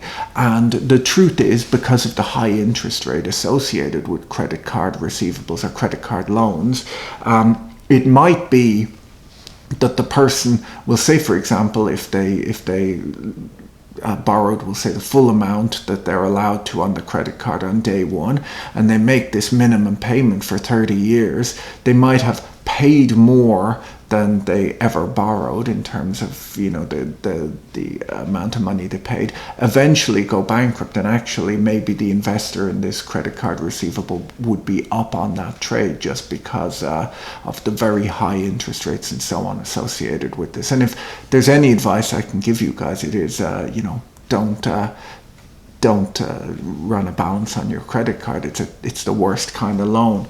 But anyhow, that's not the purpose of this class. And anyhow, this is obviously the new currency. So this stuff shouldn't even matter. This entire video is out of date.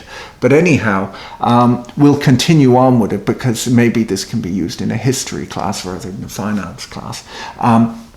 Here we go. This is one of my favorite slides, or one of the things that's interesting. David Bowie, not only a musical innovator, but also a financial innovator.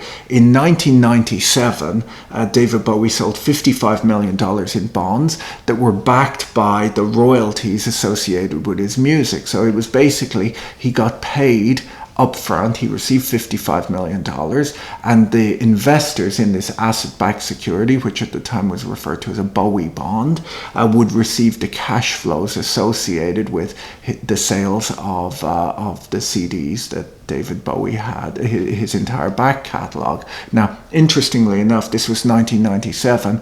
Probably a few months later, the software Napster came out, and suddenly no one was buying CDs anymore. So this was probably a particularly good move by David Bowie and a particularly bad investment for. Actually, I think they all paid off eventually, or you know, it worked out. But so this was an asset-backed security, the asset being the back catalogue of music that had cash flows associated with it. And this allowed him to receive money up front in 1997 and to do with it what he wanted, and you know, it was a financial product that investors were able to invest in. And so since then, securities backed by royalties have existed. This has become a bit of a business and allows artists to raise money without selling the rights to their work. So actually, before this transaction, a lot of musicians used to just sell their back catalogues. They would just sell it to someone else. And interestingly enough, I think the Beatles sold their back catalogue and it was bought up by Michael Jackson. And I believe then, you know, the Beatles were, or at least Paul McCartney was upset with Michael Jackson because he eventually, I think, wanted to buy back the rights to his music, and Michael Jackson wouldn't sell it back. And so, but that was the least of the problems with Michael Jackson. Anyhow, we'll move on. So, CDOs. So CDOs are our next big credit derivative that we're going to talk about today. I think it might be the last one, I'll have to see. But CDOs, it stands for collateralized debt obligations. And once again, these were a big issue during the credit crunch, and this is a type of asset-backed security. So CDO is an asset-backed security where the underlying assets are bonds. So far that's not confusing. A portfolio of bonds is considered, and the risks of losses are carved up and sold to different investor classes. So what's interesting about a CDO is not that you just put, we'll say, mortgages into an asset-backed security and sell it on. It's this carving up thing that was kind of interesting, and that still is interesting, just to be clear, even though things did go wrong. So how does it work? Well, assets are selected and pooled, much like with any asset-backed security. And then what happens is they deliver cash flows to investors in a prescribed sequence based on the cash flow the CDO collects from the pool of assets that it owns. If the cash collected is insufficient, the lowest tranches are allocated losses first. So that's kind of what's interesting. So instead of it just being that a whole bunch of bonds are put in, like in our earlier asset-backed security example, a whole bunch of bonds are put in and you get the cash flow from those bonds, what's happening here is that we find a bunch of different types of investors, and some of them might be very risk averse and they want a AAA type security, and so they want to be paid no matter what. And there's other people and they're willing to take the risk of taking some of the losses early, but they'll get a higher interest rate, okay? So amusingly, many years ago when I first studied CDOs, I took a class and the professor kind of said to us, look, CDOs, if you get an exam question on it, the answer usually is tranches, you know. And we said, well, that doesn't, can you tell us what a CDO is? And he said, look, you don't need to know the details of it. If there's a question, usually the answer is tranches. And he said, and tranche is the French word for slice, you know. So there you go. You take this finance class and you've learned a French word here. But you know, I'm going to try and reach beyond what he did, and I'm going to try and explain what they actually do and why they're interesting. So basically, what happens with a CDO is we take this whole bunch of assets. They can be anything, but let's stick with the most obvious thing, mortgages, right? So a bank lends a whole bunch of people to buy houses in the form of mortgages. They take all of these mortgages, and some are good mortgages, some are bad. Well, we don't know at the moment. We'll just take a whole bunch of mortgages and we'll put them all together into a pool, okay? And what will happen is that if you are the risk-adverse investor who wants the AAA, the highest quality mortgage lending, what we'll do is, as the payments come in, you'll definitely get paid. As long as there's money coming in, you're the first person who will get it, and then it works its way down. So we've got all of these different tranches, which, as we now know, is the French word for slice, and some of them are, as you can see here, we've got a AAA tranche, a AA tranche, an A, a triple B, and so on. So lower quality tranches. So we've got our pool of assets. The cash flows come in. Now, if someone doesn't pay their mortgage that month, then that loss goes to one of these lower level tranches, right? So at the very bottom, we've got what's called the equity tranche, and it's the worst one, okay? It's the lowest quality. In fact, in the industry, they used to refer to this as toxic waste. You know, this is probably going to go wrong, you know, the equity tranche. And so anyhow, every month, if someone doesn't pay, if someone is delinquent on their mortgage, that loss goes to the equity tranche first. Now, if all of the money that went into the equity tranche goes to zero, then the next losses go to the next person, and so on. And they work their way up. And so an awful lot of people have to default on their mortgages for it to start hitting these tranches, these higher quality portions of the CDO. So that's kind of what's interesting about a CDO, is that we're able to, or the idea was to take a bunch of risky loans. Now, the truth is that the kind of people who like to invest in bonds usually like to invest in low risk bonds. They love a AAA bond, right? In particular, you know, sort of pension funds, insurance companies, that sort of thing. They just want really high quality loans, okay? They don't want to take a ton of risk. If they wanted to take a ton of risk, they'd possibly do something other than invest in bonds, right? And so we're able to take these less attractive things, like we'll say home mortgages. Some are good, some are bad. It's hard necessarily to tell the difference early on, sort of. And so we'll pool them all together, and we'll find some people, there's lots of them out there who don't want to take much risk. We'll sell them the AAA tranche of this. And then there's other people who might be willing to take more risk for a higher return, and we'll sell them these lower tranches. And then as the losses come in, all of these people have to be wiped out before any losses go to the AAA tranche. So as you can imagine, so far, this seems like kind of a decent security, right? We could issue this, we could take some decent, your neighbors' houses, issue them mortgages and put them into a CDO. And you can see how we can take some AAA security, we can make some really good bonds out of it, some not so good bonds, and some really ugly bonds.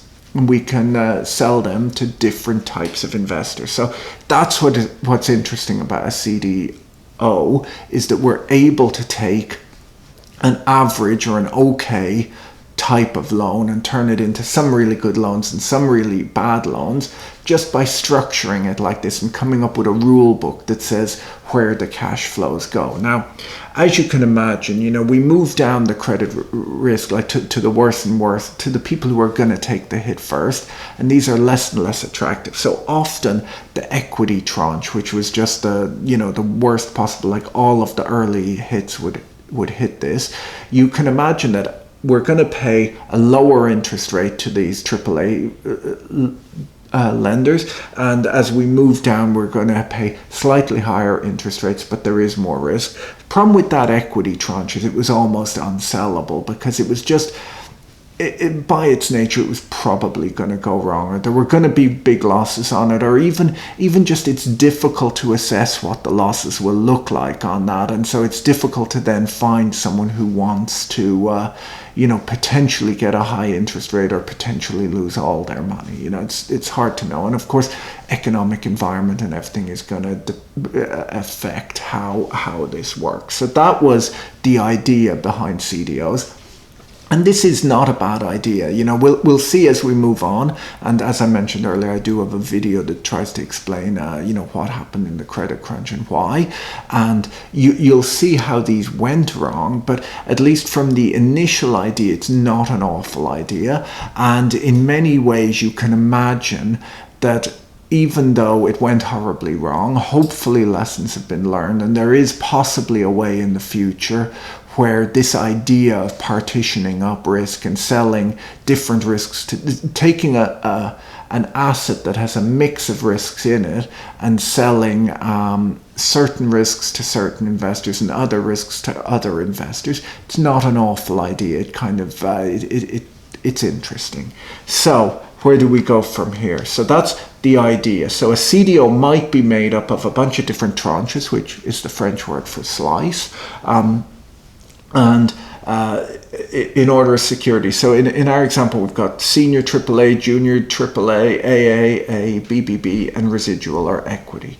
The residual or equity tranche is sometimes referred to, residual tranche is sometimes referred to as the equity tranche, is what it says on my slide. And it's often retained by the issuers of the CDO because it's so difficult to sell, okay? Because as I just said, there's not that many people who want it. So often what we found was the banks just ended up holding on to that thing. Now, in truth, they kind of knew how ugly it was, but they put it on their balance sheet and acted, like it had some value, which it we'll find out maybe didn't. But let's move on. The worst tranche, the lowest tranche, is taking the greatest risk, right? And that makes sense to you because they're going to take all of the first losses as they come. And so obviously they'll have the highest expected return. Now, in finance, we often use the term expected return, when we're talking risk and return. And the idea with this is that just because you expect a return doesn't mean you get it, I guess is what I'm trying to say here. And so in order to invest in this, you would have expected a high return, because that's why you chose to take this high risk. So the uglier the tranche, the higher the expected return would have been, and thus the higher the interest rate would be. As we move up to the higher tranches, they're taking lower and lower risk, and equally they'll get a lower payout, but that's commensurate with the lower risk that they are taking. So a CDO we can think of as a promise to pay cash flows to investors in a prescribed sequence. So that's kind of what's smart about it. We've taken a cash flow and we've just said we'll change the sequence of how it gets paid to people. Different people take different risks and so on. And so based on a prescribed sequence, based on how much cash flow the CDO collects from the pool of bonds or underlying assets that it owns, if cash collected by the CDO is insufficient to pay all of its investors, those in the lowest tranche suffer losses first. Okay, so that's how it works, and it's so far not an awful idea. Now, at the time, there were many people. There were academics, there were analysts within banks, there were people like Warren Buffett, or all sorts of people warned that CDOs, asset-backed securities, and other derivatives spread risk and uncertainty throughout the economy more widely, and that this was possibly a fundamental risk in the economy. So there were people who sort of said this might be problematic.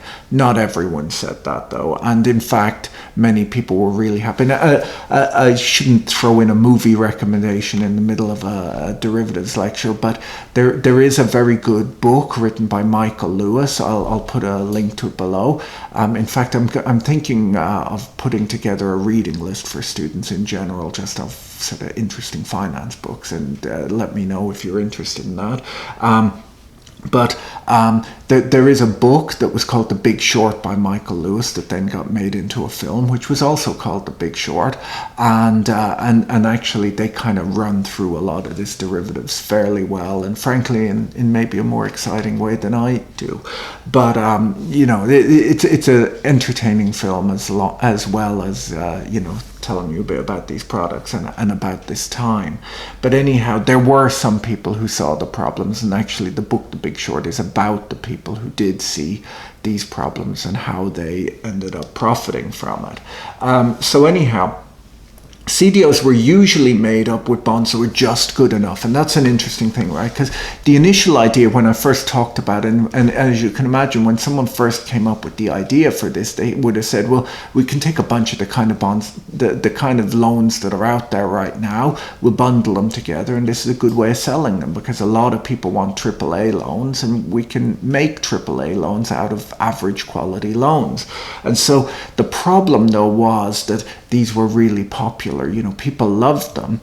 And why did people love them? Well, they paid more interest than you'd expect for a AAA rated loan, so people didn't fully understand them. There were investors, and they kind of had this, what's tranche mean? It's the French word for slice. That's enough information for me. I'll buy some of these things you're selling. And so we had that problem. And so what ended up happening is, of course, rather than filling these things with good or even average quality loans, it quickly became a case that they just stuffed them full of whatever they could. Now, if you're trying to put them together, your goal was, of course, to make some AAA bonds out of them, because that's what investors wanted. But you wouldn't necessarily put in, we'll say if there was a line beyond which you passed, the bonds got more and more secure, but they weren't rated any higher because AAA is the highest rating. You wouldn't really put any more of the good bonds in the portfolio, right? You just put in enough to make it AAA rated and no more than that, right? So straight away you'd put it in like it's just a really borderline product that is good enough to be AAA rated by the bond rating agencies. And you're able to put in a whole bunch of bonds that were good enough to get some of them to be AAA rated and to sell this product on at a good markup. And this was very profitable. Like, this was probably the most profitable business for investment banks in the early 2000s. And so highly rated bonds were being made out of baskets of relatively poorly rated bonds. So it was kind of an interesting thing where you could take a whole bunch of not very good stuff and make something quite good out of it. And this is almost like if you imagine a restaurant and they were able to take in rotten food and somehow make Michelin 5-star meals out of it. And this is kind of how people viewed it at the time, which is both ideas have similar problems, I guess I would say. And so So the idea was that we could make these highly rated bonds out of baskets of poorly rated bonds through this partitioning of risks into different levels of loss-bearing buckets. That was kind of the idea behind these. And so why did people buy them? Well, it was in the early 2000s, interest rate, well, I guess a lot like right now, interest rates had come down and down, right? So interest rates were sort of low, at least for the time, and then September 11th happened, and so the Federal Reserve slashed interest rates, made them even lower, and first I guess there was the dot-com bust, which brought down interest rates, then September 11th, and then on things went, and rates just kept going lower and lower. And the problem, of course, was that bond investors weren't that happy with these low interest rates. They used to be able to invest their money in a low-risk bond and get, we'll say, 6%, and now they were getting sort of 2 or 3% out of it. This wasn't attractive. And luckily a friendly salesman would come to them and say, well, we have this product and it'll give you 2 to 3% more than an equivalent bond. So you're going to get more return with the same level of risk, because the risk is the risk of a AAA bond. And this is available. And you'd say, well, can you explain to me how this thing worked? And he'd say, the French word for slice is tranche, and that's all you need to know. And so they would buy these, and they didn't fully understand. A lot of the people who bought them really didn't understand them, or they kind of sort of understood them, but they didn't necessarily understand the incentive structure behind making them out of worse and worse stuff, because people didn't seem to notice what came in. They just saw what came out, which was AAA rated bonds. So low interest rates meant that all of these asset managers wanted anything that was giving them a higher yield, right? They couldn't take too much risk, but they wanted a better return than they were getting. And so these CDOs seemed quite attractive compared to similarly rated low-yielding investments that were available at the time, and so people piled into them. And what then happened, of course, is, when people bought everything up that was available, the banks had to make more, and it eventually reached the point where the banks were pushing lenders to go out and lend money because they needed the raw material, which was mortgages, to make up these things, which is where all of their profits were coming from, right? So that was kind of what happened, and there was a massive growth in the market for CDOs, and most of the people who bought them only knew one French word, and that was tranche, which means slice. So tons of these things were made. The pricing and the rating of these are tied to these loss assumptions that were calculated, right? And these are complex products, and there were all sorts of actuarial calculations required to work out what these loss assumptions were, and very smart people did them, but these weren't necessarily people with a deep knowledge of the lending industry. These were often, mathematics and physics and engineering PhDs who went to Wall Street around this time, and they were given the chance to build these mathematical models. And actually, interestingly enough, when I graduated university, this was the hot job. In fact, a friend of mine ended up working at Lehman Brothers as a CDO structure. He was the smartest guy in our class, and everyone was jealous of him. And then, sort of 6 months later, he was looking for work. But anyhow, this was the hottest thing at the time. Everyone wanted to do this because it's where all the money was being made on Wall Street. And these were very complex models that involved all sorts of correlations and default probabilities and so on. And, one of the issues was, of course, these are very complex products, and they were being manufactured by these very smart people on Wall Street. They needed to be rated, right? Because you need a AAA rating in order to sell this as being like a AAA bond. And so you go to the ratings agencies, and the ratings agencies didn't employ all of these mathematical geniuses. They employed kind of more regular people. And these guys then wanted to know, well, how do I price these securities? And the friendly, Wall Street quant would say, well, let me email you over my spreadsheet. You'll see how we price them. And of course, they came to the same conclusion that the investment bank that was issuing them came to, which was that they were great products. And so this was kind of what was happening in the early 2000s. And correlation, you find, we've talked about correlation in a number of our prior classes. And actually, I've just written a book on statistics, which will be coming out in a while, and I'll put up some videos that kind of explain correlation and how it matters so much within the world of finance.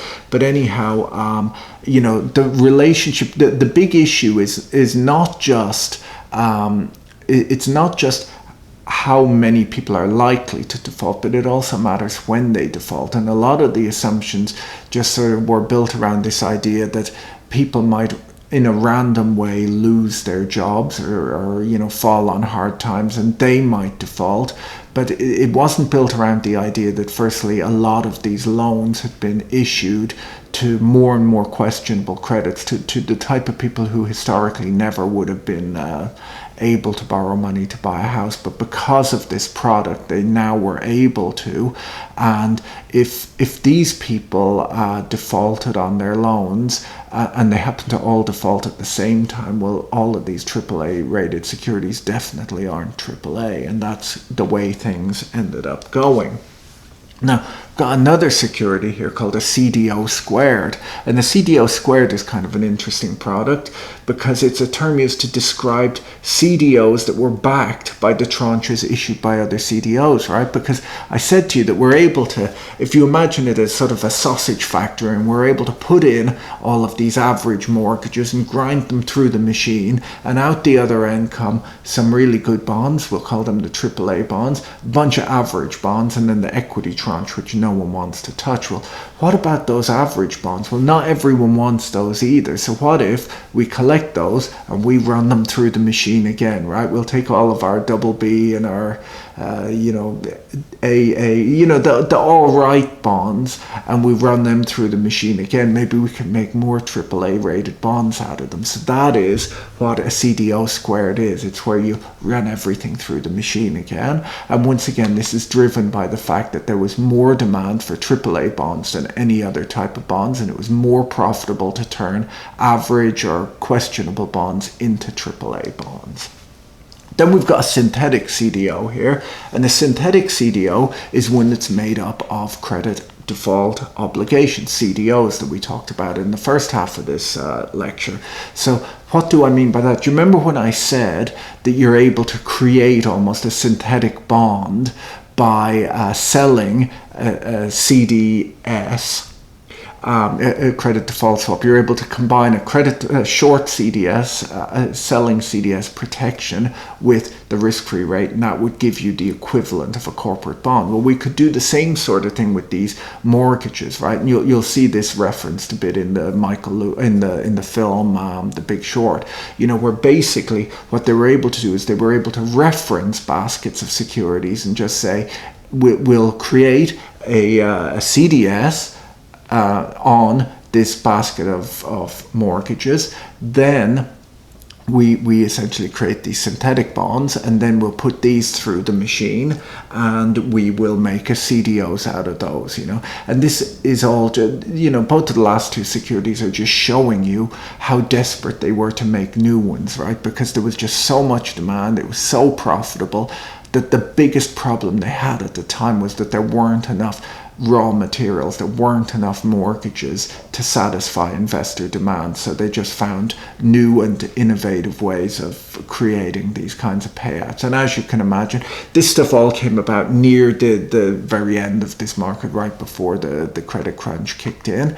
And these were really kind of awful products. I mean, there's no other way of describing it. So then we have here a chart of market activity, and as you can see here, there was huge growth up until that's around 06. It started tailing off in 07, and it kind of disappeared after that. And these things, they were so horrible that they caused huge problems, and they're just you kind of just can't make this Michelin star meal out of questionable ingredients. That's kind of what happened. And so these things have largely gone away now. You do sort of hear about them coming back a little bit, you know, and I have here a little slide on where the growth is. And so the biggest growth is cell phone contracts, right, which in 2008 there was no money in it, and now there's $7.5 billion worth of them in 2018 of asset-backed securities built on cell phone contracts.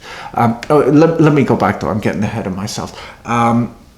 So I was basically saying that these products kind of dried up, and they did, and it's because of all of these problems. And you know, if you're interested in learning more about it, do watch my video I made on the credit crunch. But you know, basically these things dried right up, sort of for good reason, but actually there still is an interesting idea in there of being able to sell different risks to different investors. And I think that idea will stay in the world of finance. People did work out, you know, people understand the problems associated with that, and you have to kind of pay attention to the quality of what's going in if you're going to believe that what comes out is of decent quality. But in the long run, in the world of derivatives, I don't think that idea will disappear, just because it actually is kind of an interesting and a useful idea. So then we move on to growth to growth areas in ABS, and so we're basically looking here. We've got a ranking of things that were very small back then, so kind of the biggest percentage gainers, if you know what I mean, of asset-backed securities. So in 2008 they were very small, and now they're big. So cell phone contracts is the biggest growth area. Cell tower leases went from 5.7 billion to 32.2 billion. Consumer lending, what else have we got in here? Property assessed clean energy, small business administration loans. There's all sorts of things in here, you know. Do take a look at your slides, and you'll kind of see what they are. But you know, the asset-backed, the world of derivatives and the world of finance is always changing, and new things are always coming about. So if I'm still teaching this class in 10 years time, I'll have new examples of new derivatives that are out there. So that is our final slide from this week's class. I'd like to just say see you guys next week to my students at the university. And I was very sad, you know, unfortunately, to have to switch to a video format, because I quite enjoy teaching this class at the university, and I quite enjoy getting to know the students. And it's often sort of the last few classes where I really do get to know my students, because early on they're all afraid to talk to me. And so I'm quite sad to kind of, I guess, be wrapping up my course this way, and hopefully this whole coronavirus thing will wrap itself up. But to my students, do email me, do talk to me. I'm here to talk to you and to help you out. If you're hard up for any of the new hard currency, sorry, I can't help you with that. But anyhow, best of luck to you. I hope you're all keeping well. And now that we've finished this video, do go and wash your hands for the next half hour. And I will look forward to talking to you next week for our final lecture. See you soon. Bye.